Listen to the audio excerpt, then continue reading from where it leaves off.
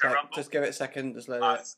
Okay, it should be Okay. fine. So, Should be good. It's, Should be it's good quite to go. nice because I've got, I don't know how well you can see this, but over there, I've got all my youth theatre posters. Hey, all up There on the we wall. are. very good. There's not really a way I can sit that they're behind me, though. Yeah, that's Guys. fair enough. It's nice, Peter, because your face is just staring at me. I've got your face for the Journey's End poster. Well, There's that haunting yeah. expression.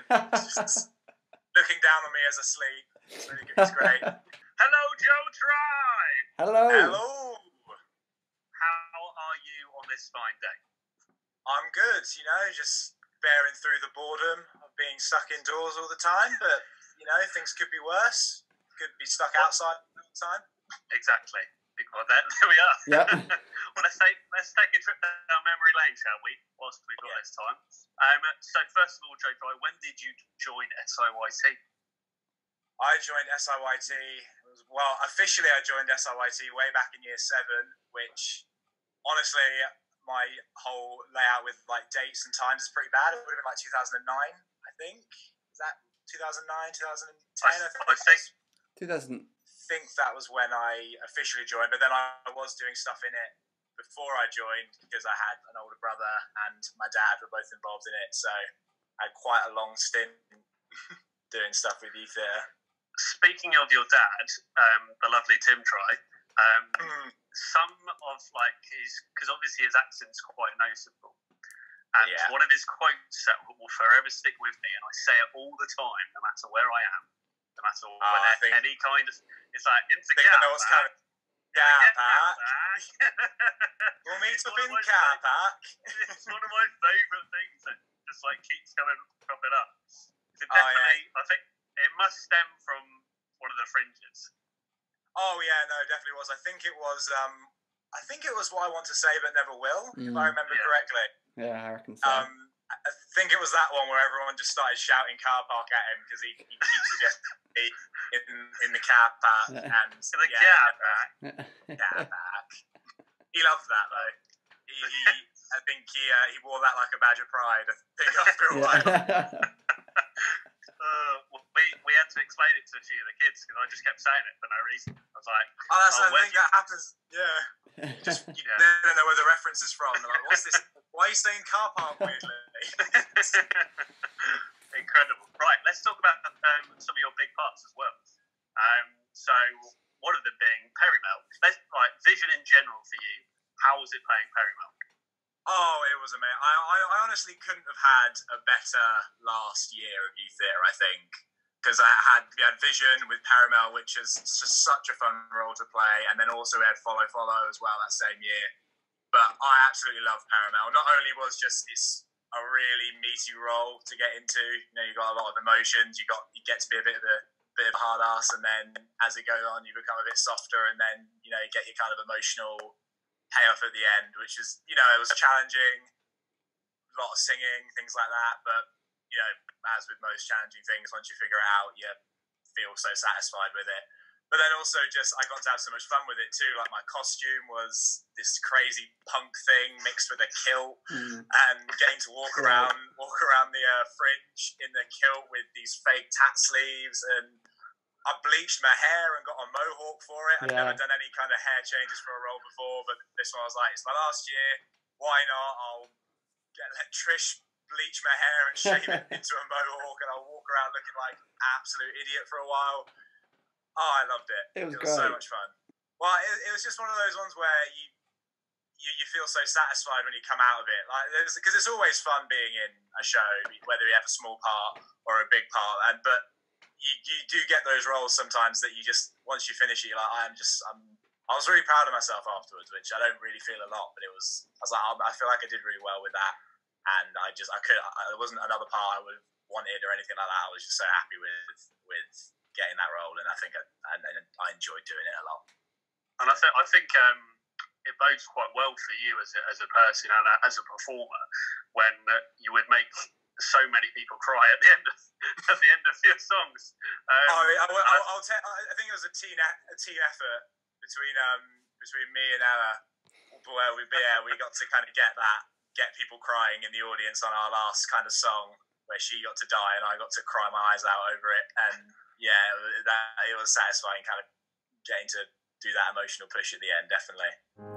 With peace and silence, she never played a part. Her message rang in every heart. In her words, such resonant simplicity. My whole life seemed built on sands of vanity.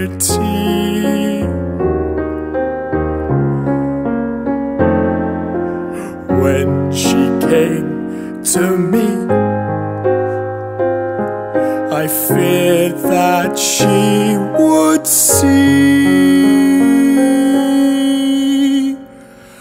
that worthy of her I would never be.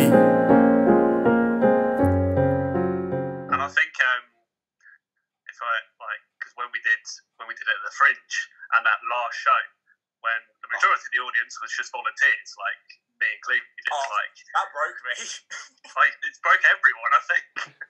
I started crying at the end of our because we had a duet earlier on, the Do You Remember one. Do you remember the friends I had? Those times are gone now. Try to be glad. These small streets, they have lived in me, just as I have lived in them. Every part of my life they know, and now they're telling me to go. Nothing ever stays the same, you know. I started crying at the end of that, and I was trying to hold it in that song. I was like, that, and I came off stage. The minute I came off stage, it just started flooding with tears. I was like, I've got to go on for the death scene. So I was already crying before I went on, and then I think a lot of people noticed this, but I started crying so violently during the song that I was snotting up. It wasn't like fun stage crying. We're like, oh, it's so touching. It was like, that crying's disgusting. And I hid it. I was like, you know, it's the last time we're ever doing the show. Ella's never going to use this veil again. So I hid it by I was holding her veil, and I hid it by just wiping my nose on her veil. So I was trying to sing and crying at the same time. Oh, God. I was like, hide it. I was like, it's the last night. No one knows, but I think a few people noticed, especially other members were like, "Did you snot up in Ella's scarf?" I was like, "Yeah, I did." That was a hard one to do, a hard last show to do, because I was like, the crying didn't stop for 2 hours even after the show finished. We were all just in the car park. Afterwards, everyone was crying, and I just couldn't stop crying at all, going around hugging everybody and everyone doing, because that was a hard kind of last show, but left you feeling very oh wow, I don't think I can cry again. I don't think I've cried since. I think I've done it all out. Any other favourite shows? Well, I'd say Vision's definitely up in, probably is my favourite show, but another very close one would have to be Bugsy Malone. Yeah.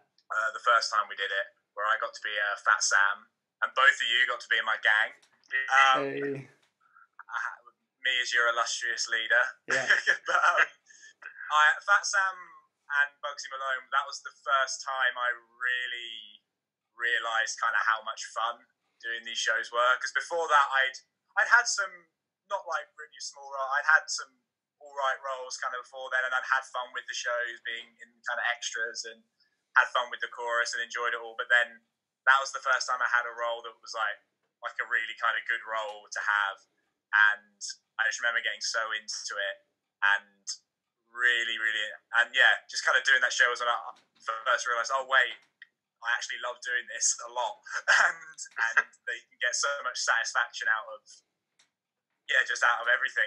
You can kind of really connect with the audience. Like I feel like I got a really good response with that, and then you connect with your cast mates as well. Like all of us in the gang, like us, like you two, Sly and Matt, we had like so much fun as our kind of gang of pathetic gangsters. But and Bugsy Malone itself is just a really fun show to do anyway. You get to throw pies around and squirt each other with cream guns, and it's a lot of fun, even if you're just in the chorus. But yeah, it was that, and that was another one where I came out thinking, like, I think I did a really good job there. I feel quite proud of myself for that one.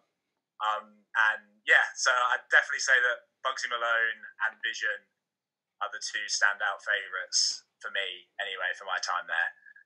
But yeah, no, there's not one that I remember not liking. Every show that we did, obviously every show will have its moments where you think, I wish these hour-long rehearsals would stop. I can't be bothered to go in this Sunday because we're going to be just spending 8 hours on one dance. You have like moments like that where it starts to grate on you, but in the end, it's all worth it. And you come out of it thinking like, couldn't have done it better, or if there was things that you could have done better, you're like, I'm going to do it better tomorrow night, and I'm going to improve that tomorrow night, and then you're always upset. But when it comes to the last show, I'm trying to get any more reminders of any. Ragged Child as well. Looking at my posters. Oh yeah, you had a good run. Had a big role in Ragged Child, didn't you? Yeah. I'm a music little side anecdote for Ragged Child. It was always my dream. Being in youth, I was like, I want to end up on a poster. I want to have my face on one of the posters. And I went through all these years, and even with like Bugsy Malone, where I had quite a big role, and with Vision and that, was not on any of the posters. And the really amusing kick in the arse for that dream is in the Ragged Child poster has everybody except me. Everybody in the cast is in it, and I remember because the idea for the poster was going to be we're going to have everybody sitting in like a group in all of their kind of poor, like, peasant street clothes. Because most people, even people that were playing upper-class characters, they also double-rolled in a lower-class character. And I was the only person that only played an upper-class character, and I didn't have a role where I was a lower class. So I didn't have a raggedy costume, so I'm just not in that picture.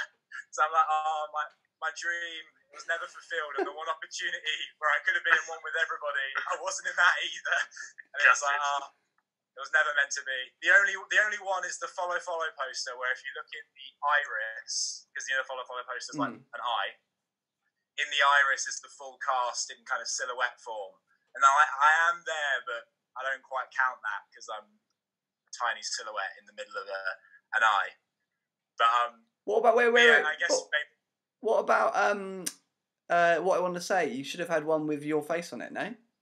That's true, but I always forget about that because I didn't get one of those for my little wall thing of youth theatre posters. Oh, no. They were all taken by the time I got there. So I've got Joe Davies's one looking down on me. You can't get one, Joe. Get another. another. That is true.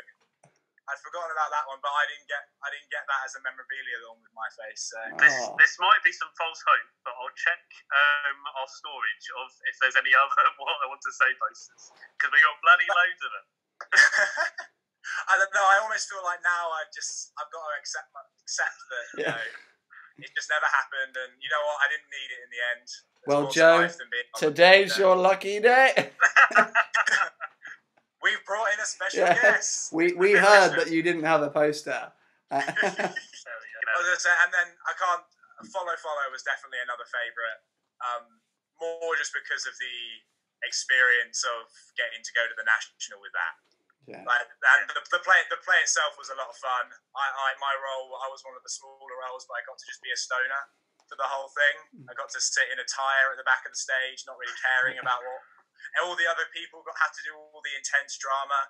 Like Sam and Dan had to do all of their, I got beaten up, or I'm going to get revenge. Matt had to be super angry, and I just got to sit in the back and be like, what? And then, we all got to go to the national, and so I got to pretend to be a stoner on the national, which was obviously something that it was just amazing doing that.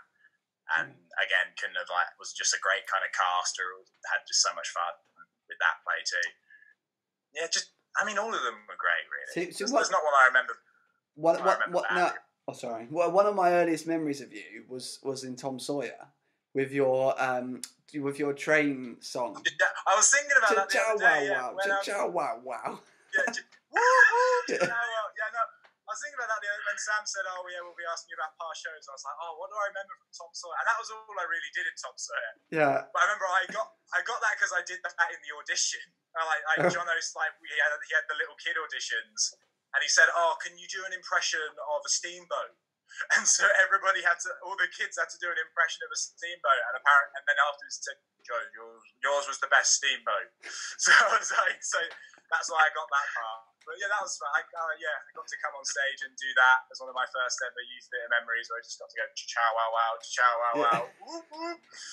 And then Tom Sawyer was a lot of fun if I remember correctly. Yeah. But it's one of those ones that's so long ago now that a lot of Tom Sawyer's kind of faded into the backs of my brain. Yeah. But that was definitely a good first one to come on. Although technically.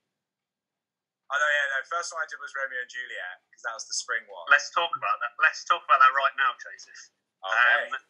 Because that is a fantastic timeline for me and you. Because when that was one of your first. Yes, it was one of your first roles as Paige. You're my Paige. You were Peter's Paige for a show as well, weren't you? For one show at the Ives. For one show. Oh yeah, of course, yeah. Because I did you a bit dirty. I did you a bit dirty there, didn't I, Peter? I mean, I didn't mean to. I think. I don't really look back on that with particularly fond memories, to be honest. It was most. I think I memorised like the first scene, and then I seem to remember like Joe, you helping me out a little bit in one of our scenes, and Yeah, I think it was. You remember the back and forth. So I think I remember, but then I was only in like 2 scenes as the servant anyway, so you were on your own for a lot of it. And then I was just reading from a book. Yeah, anyway. It was a strange part in how it was sort of formed anyway, as Paris and Romeo do that, because you're sort of there, and then you sort of have this moment where you're like, well that's my girl. All of a sudden you're dead. Spoilers. You show up a bit at the beginning, and then you run in later on, like, back off, Romeo, and then after he's dead as well. Juliet's already supposedly dead. You'd think you wouldn't throw your life away over a dead person. I know, but I was dead on stage for about 20 minutes. Felt like it. And one of the worst death lines as well. This is not about me. Let's count. Yes. No, what was it? Remind me. I can't remember what you said. I am slain. Then.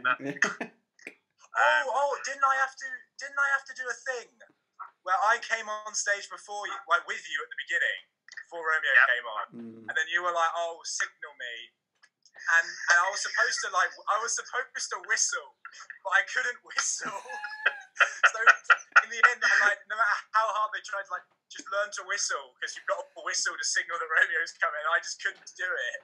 So I ended up just doing like some weird bird noise, didn't I? I was really like, like something out of Anchorman, like some proper obvious signal, where Romeo should be like, "Who's that?" Unbelievable! Forgot about that. That was incredible. I had to hide behind the audience, just making some terrible bird noise. Caw-caw, caw-caw. I might as well have just gone, "Romeo's coming." Just throwing some stones about. Just run on stage and been like, "There he is, he's over there." Incredible. But yeah, so going from my page all the way to my boss in Bugsy Malone on my last show. I had the proper career eyes there. Yeah, it's kind of sad for you if you think about it. You go from being all on top. I think that death, you got killed by Romeo and you just never got promoted after that. Got killed by him four times. So he never won once. Like, he can't be the boss. It was. I remember your leavers speech after we finished. That got me tearing up.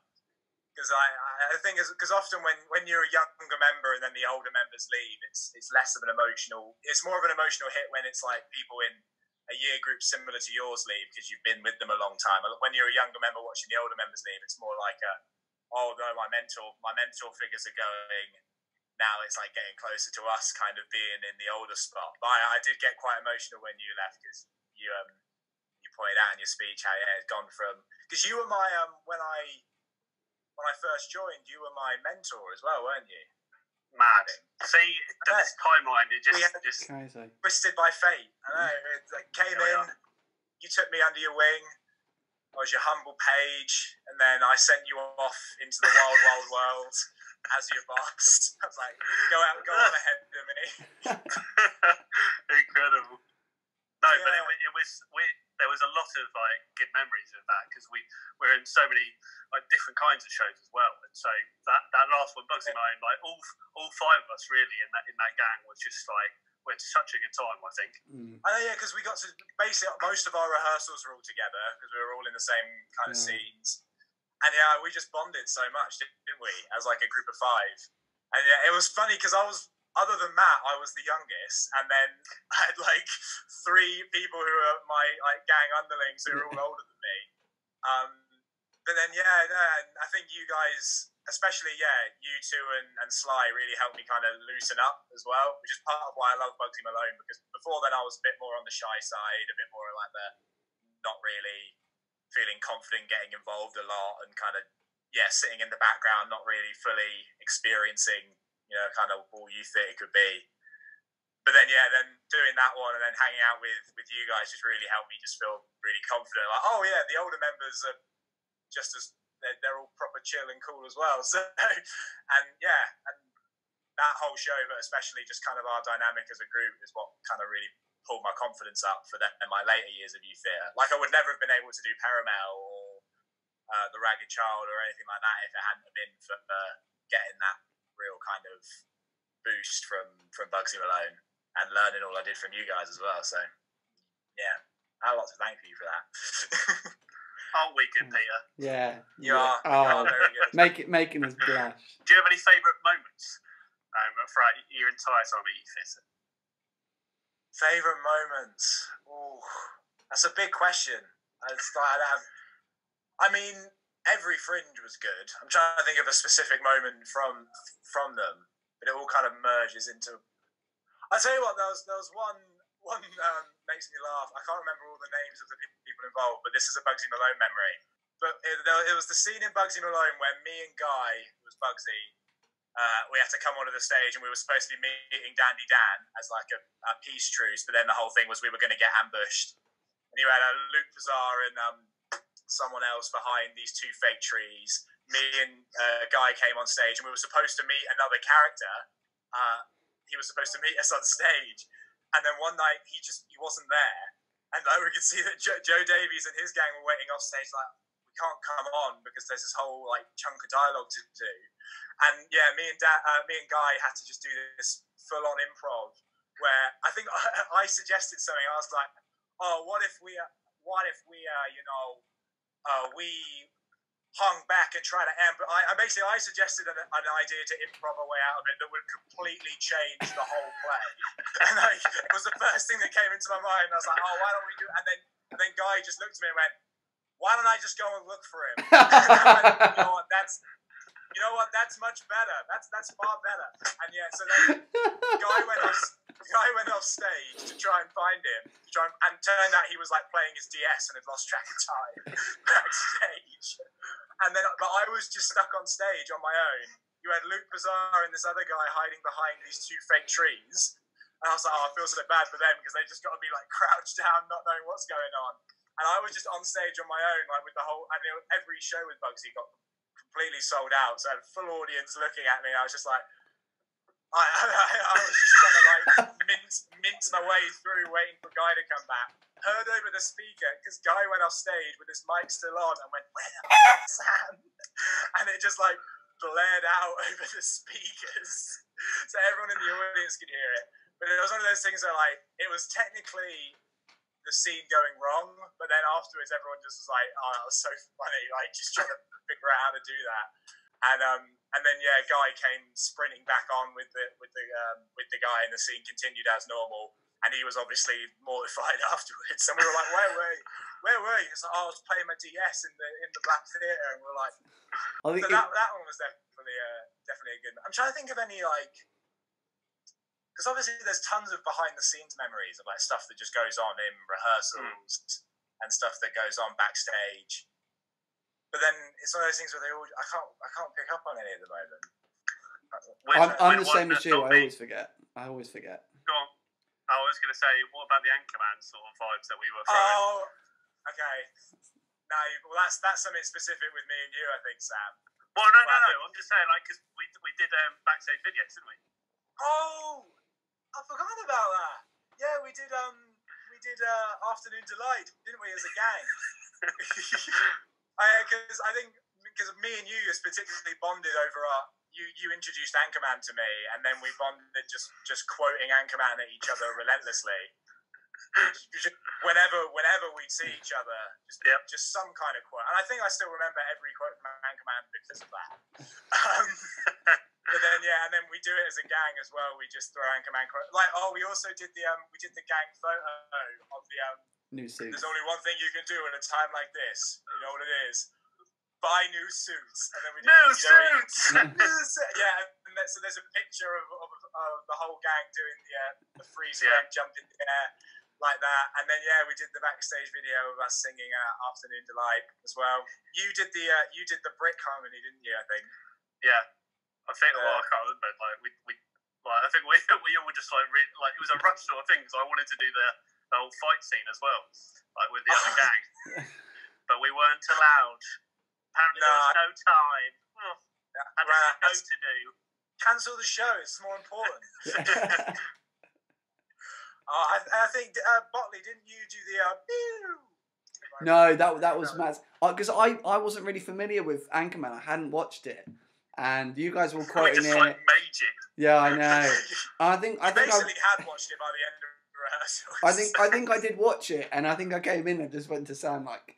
Yeah, it was all right, and Sam was saying, you guys were just very annoyed at the fact that I think because you'd hyped it up so much, you're like, oh, it's so funny, and you're doing "I love Lamp" and all these like different quotes, and it like by the point when I watched it, I was just like, yeah, it just wasn't. It lives up to the hype. Yeah, what's wrong with you? I don't think hype it up enough. It didn't, but you know what? Having talked about this now, I now want to go back and watch it again and see if I think differently about it. But which I feel like I will, but. I think it's because you literally quoted the entire movie to me. There was just no. We did spoil it a bit. Yeah. All the kind of jokes that I'd probably normally laugh at, I just didn't find funny. But no, I did the whole "Hey boss, what's love like?" That was my line. Yeah, you did the intro. Because I didn't know the song, so I just did that one line, and then it just pans to you guys, and then I don't think I'm in the rest of it. Well, Botley, you got to be two members of the gang, though, didn't you? Because you died at the beginning.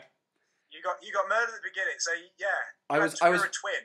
Yeah, that's it. I was Roxy Robinson. That's my headcanon. Yeah, somehow I was Roxy Robinson as a member of your gang, and then I was Louis Snake Eyes or something. I said Louis. No, Matt was Snake Eyes. Oh yeah, I was trying to remember all the names. I think I was Sly Louis. was Knuckles. I think I was Louis. Louis, yes, you were. Louis. Yeah, because you were Ritzy, was it? Ritzy. No, I had no lines and I loved it. you just got a party in the back. I just went like constantly. I don't really remember having. You were like a cartoon cat. We were like a cartoon as a gang, weren't we? Basically. Yeah, it was good. It was about. Well, the other one is very early on when we did Lord of the Flies. So it was the double half. We had Lord of the Flies, and then with mainly younger members, and then Bang Bang You're Dead with older members. It was like a two-part thing. But one of the things that Jono thought would be a good idea, because Lord of the Flies is obviously about kids that are trapped on an island and they all go savage and things like that. So as part of the rehearsal process, we went to Buckton Towers as a cast, and then all the adults were like, yeah, we're going to be here obviously for legal safety reasons, but we're not going to do any, you guys, it's complete, you get free roam, you're not going to be any kind of do anything to stop you doing whatever you want to do. So we basically got, and the idea was to help us get into character and like, help us know what it's like to be a bunch of kids without any authority around. But no, we just messed about the whole time. And so we basically got, instead of rehearsing, we got a holiday for a weekend where all the cast, there was a bunch of people in my year, and then people in the year above as well. And yeah, we all just got to mess around, and then so I remember that being a lot of fun as well. We had pizza all the time, basically. So we were told to bring all our own food to cook, but none of us brought any food to cook. We just brought cold pizzas. Like, we had about 100 cold pizzas. We had for breakfast and for lunch and for dinner. I think the only time someone cooked was when Harry made a massive batch of chili on like the last day. I think that was it. And then on the Sunday, so we went on the Friday, and then on the Sunday we were supposed to have a rehearsal there. And because we just had this whole weekend just dicking about, that was the worst rehearsal we'd ever had. And Jono was getting absolutely furious at us, like, come on. And we'd all forgotten our lines. None of us cared because we were all like hopped up on pizza and sugar. And just, it was the worst idea ever for doing some kind of rehearsal thing. But it was that, I remember that being a lot of fun. So, Joe, do you have any words of wisdom for our current members? Any words of wisdom? Well, I'll say it's probably been repeated by a lot of other people, but particularly one thing is just make the absolute most of it while you can. So those things where I wish I'd been more involved in my earlier years. I wish it hadn't have taken me till Bugsy Malone for me to really kind of get stuck in and really kind of make the most out of it. But yeah, just enjoy every second of it. There'll be rehearsals where you just can't be bothered to go, but you'll have fun even if you go. Even if you're in the worst mood, you get this sense of family when you go, and everyone's going to be there to cheer you up. And yeah, you'll have moments where it's frustrating. You have moments where you're sick of doing a song over and over again, or a dance over and over again. But it's just, every minute of it is great when you look back on it. There's not a second thing I'd change about my time in youth theatre at all. And other than being more involved, like I said, but there's not like, even that, you feel so fulfilled at the end of it. So enjoy it while it lasts. And when it comes for your time to leave, go out with a smile, go out with a bang, make your last performance count, make every performance count. And yeah, you'll come out of it a much more fulfilled and better person, I think, at the end. Enjoy it while it lasts, yeah. And I feel really bad for all the current members having to just miss it all, like this whole chunk of time because of this damn virus. Yeah, but it's not ideal, but I'm hoping that once we come away with this, we'll have so much content that we've done, so much creativity, because we're doing as much as we can with them. I've seen you do some remote stuff over Facebook and things like that. Yeah, even I'm trying to learn some dances, and I'm not a dancer. It's awful. I'm so robotic. It's unreal. I'll say that to current members. Don't slack off now, because then you'll come back in September and a bunch of other people will have learned all the dances. And if you've been sitting there like, oh, it doesn't matter, or whatever, we're on a break, you'll then feel like you'll feel left out when you come back and a bunch of people have stuck into it. So even though you're off, get stuck in, do what you can to kind of keep the youth theatre spirit alive, I guess. Love it. Love that. Love that from you. Yeah. Love your work. Love your work. Love your work. Right, we'll end it there. Joe, thank you very much. Okay. It's been an absolute pleasure. Toodaloo. Great. Toodaloo. Bye, guys. Bye.